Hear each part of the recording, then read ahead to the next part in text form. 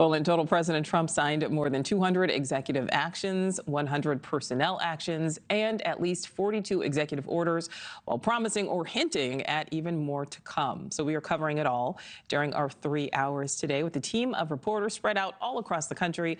We start with News Nation's Kelly Meyer, who is live for us outside of the White House. And Kelly, new commander-in-chief behind those walls. Yeah, a lot happening since we last talked, Nichole, over the last, 24 hours or so, 12 noon yesterday. President Donald Trump was sworn in as the 47th president, and he returned here to the White House again last night for the first time as president since January 2021. We were here last night when he signed a slew of executive orders in the Oval Office and gave that impromptu Oval Office press conference. You see him there signing the first of the legislative orders. So he did about 115 personal orders, and then he had 42 administrative ones. He had over 200 executive actions, all of that recapping from the White House press secretary. We just saw another White House official, Nichole, who's going to be here in the West Wing, out here on the North Lawn talking with us. So a lot of activity, to say the least, here at the White House, Nichole. And just within his first 24 hours, we're talking about those orders he took on things like the border, the economy, and energy. At the border, if we start with that one, too, he took a total of 11 executive actions at the southern border. He declared a border emergency, and pledged to use the U.S. military to repel forms of an invasion, as he called it.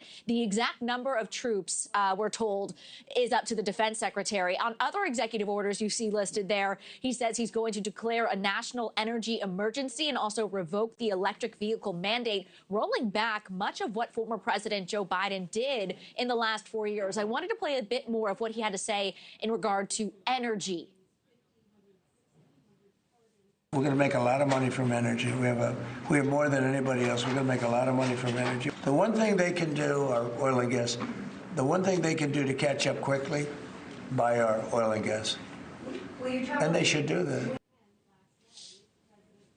And what we're watching for here today, Nichole, are Joe Khalil, our colleague on Capitol Hill, saying that there are going to be members of Senate and House leadership in the Republican Party coming over here to meet with President Donald Trump for a lunch. And then we're watching for some more orders to be signed again later today, Nichole. Yeah, so many signed already. Kelly, have there been any legal challenges to any of these executive orders so far?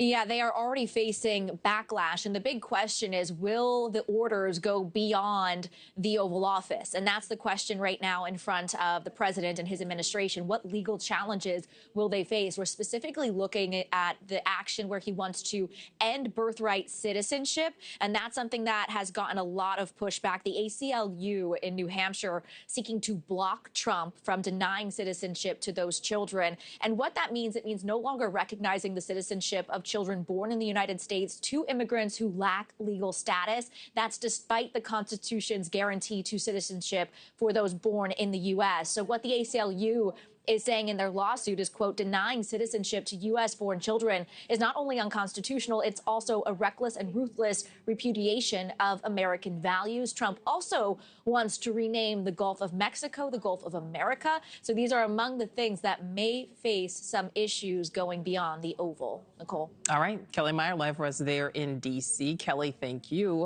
Thanks for watching. Go to joinnn.com to find News Nation on your screen. And don't forget to click the red subscribe button below to get more of News Nation's fact-driven, unbiased coverage.